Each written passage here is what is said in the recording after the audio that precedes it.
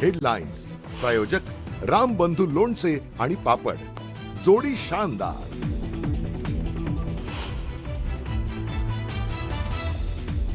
कोल्हापुरातल्या बाळूमामा मंदिरात 60 कोटींचा गैरव्यवहाराचा आरोप। उपनिबंधक रागिणी खडकेंसह तिघांविरोधात गुन्हा दाखल, तर रागिणी खडके सध्या फरार।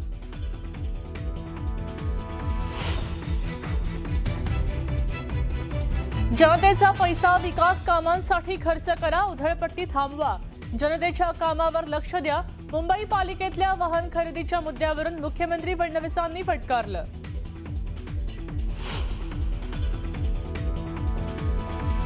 जातीपातीचं धर्माचं गलिच्छ राजकारण नको वाटतं, धनंजय मुंडेंचं वक्तव्य। मुंडेंच्या वक्तव्यानं निवृत्तीच्या चर्चांना उधाण।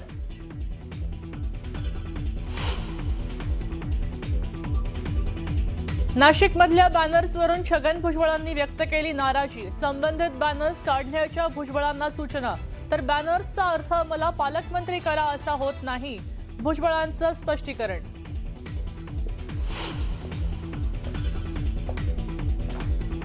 सातारा जिल्हा बँक निवडणुकीमध्ये मतदार होण्यासाठी पैशांची बोली, मतदानाच्या अधिकारासाठी 2 लाखांची बोली लावल्याचा दावा, नव्या वादाची शक्यता।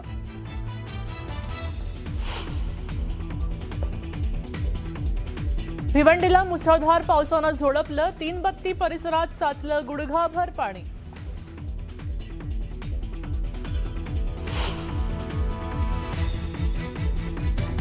मुसळधार पावसामुळे बदलापुरातल्या उल्हास नदीच्या पाणी पातळीत वाढ, नदीची वाटचाल इशारा पातळीकडे।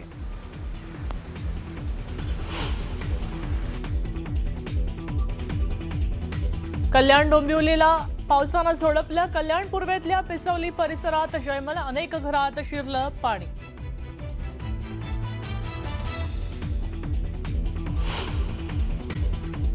राज्यातल्या मंदिरात कदाचित सगळ्यात मोठा आर्थिक घोटाळा उघड झालाय। कोल्हापूरच्या प्रसिद्ध बाळूमामा मंदिरात तब्बल 60 कोटी 75 लाखांच्या गैरव्यवहाराचा आरोप समोर आला आणि या घोटाळ्याशी संबंधित कागदपत्र आता न्यूज 18 मराठीच्या हाती लागली आहेत। विशेष म्हणजे या प्रकरणी आता उपनिबंधक रागिणी खडके यांच्यासह तिघांविरुद्ध सुद्धा इथं गुन्हा दाखल झालेला आहे आणि असं असताना खडके अजून फरार आहेत अशी माहिती आहे। दुसरीकडे तक्रारदारांनी तत्कालीन सहाय्यक धर्मादाय आयुक्त निवेदिता पवार यांच्यावर सुद्धा या संपूर्ण घोटाळ्यामागे हात आहेत असे गंभीर आरोप केलेत। बाळूमामा मंदिरामध्ये तब्बल 60 कोटी 75 लाखांच्या घोटाळ्याची संपूर्ण कहाणी, आता ही सगळी कागदपत्र आणि गुन्ह्यांची नोंद न्यूज 18 मराठीच्या हाती लागली आहे। या कागदपत्रातनं जे समोर येत आहे ते केवळ एका व्यवहारापुरतं नाही, तर देवस्थानांच्या कारभारात अनेक स्तरांवर गुन्हे झाले तसा आरोप आहे, असा गैरव्यवहारांचा हा तपशील आहे।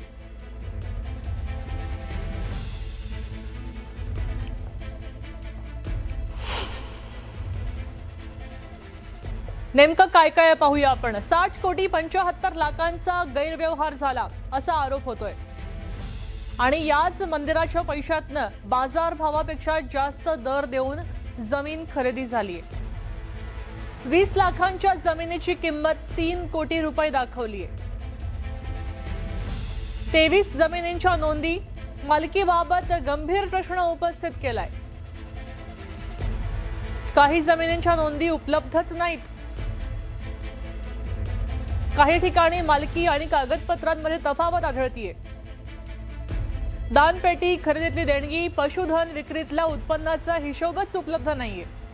भाविकांनी जे अर्पण केलेलं सोनं आणि चांदीचे दागिने होते ते गायब झालेत। मंदिराच्या आर्थिक व्यवहारांसाठी 2 स्वतंत्र नोंदवह्या होत्या। बनावट कागदपत्र तयार करणं, त्याचबरोबर विश्वासघात करणं आणि फसवणूक करणं असे अनेक गंभीर आरोप आहेत।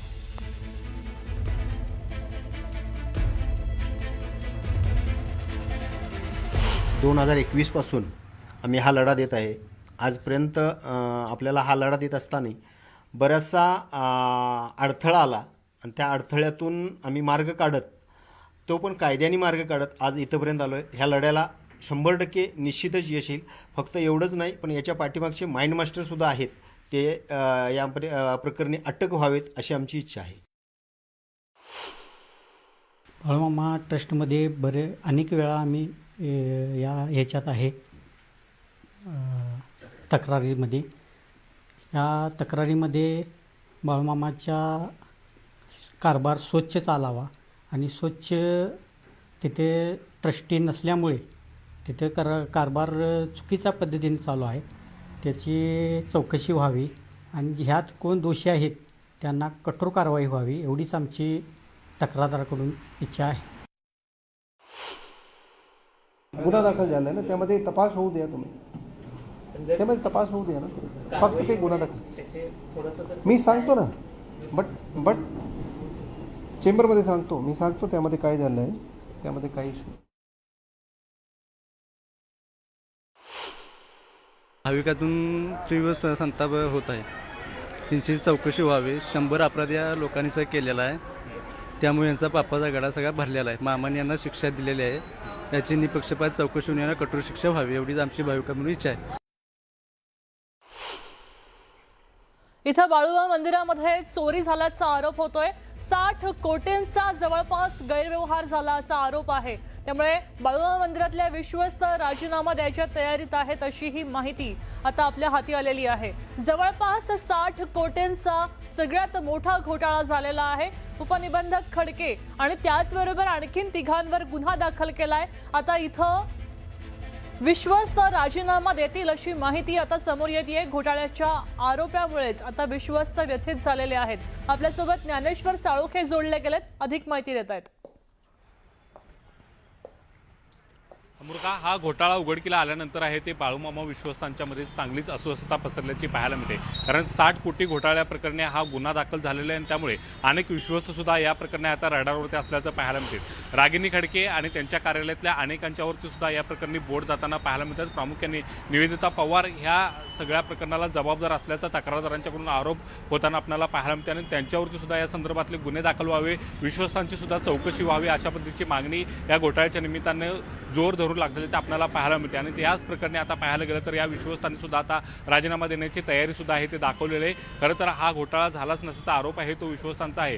आपली भूमिका ते मांडताना हा घोटाळा झाला नाही अशा पद्धतीची भूमिका मांडतायत. मात्र एकूणच या प्रकरणामुळे पोलिसांच्या तथाव गुन्हा दाखल झाल्यामुळे त्यांचे हे सगळे आरोप आहेत किंवा खुलासा आहे तो निराधार ठरताना पाहायला मिळतो आणि त्यामुळे या विश्वस्तांची सुद्धा आता चौकशी होणार का हे पाहणं महत्त्वाचं असणार आहे. कारण अनेक विश्वस्तांनी पाहायला गेलं तर या ठिकाणी मंदिर समितीवरती नेमणूक होण्यापूर्वी अगदी स्कूटरवरून ते यायचे, मात्र आता त्यांच्या आलिशान गाड्या आहेत, आलिशान बंगले आहेत आणि त्यामुळे त्यांनी सुद्धा आर्थिक माया कमवली का आणि त्यांचा सुद्धा यामध्ये रोल होता का हे सुद्धा पाहणं महत्त्वाचं असणार आहे. कारण एकूणच पाहायला गेलं तर या सगळ्या परिसरामध्ये जमिनीचाच बाजारभावाचा विचार करायला गेलं तर लाखो रुपयाने एकर येणारी जमीन कोट्यवधी रुपयांनी आहे ती खरेदी करण्यात आलेली आहे आणि ही खरेदी करताना सुद्धा या ठिकाणी वटमुक्तारदार घेऊन म्हणजे एजंट घेऊनच आहे ती ही जमीन खरेदी केलेली आहे. त्यामुळे हे सगळे व्यवहार आहेत ते संशयास्पद आहेत. बकऱ्यांचा तळ ज्या ठिकाणी बकरी बसवली जाते त्या ठिकाणचे सुद्धा व्यवहार संशयास्पद आहे. कारण या ठिकाणी सुद्धा मोठ्या प्रमाणात आहेत ते दान स्वरूपात पैसे मिळत होते, त्याचा हिशोब कुठेही नाही, मंदिरातल्या नोंदवह्या नाहीत आणि एकूणच हा सगळा व्यवहार आहे तो संशयास्पद आहे.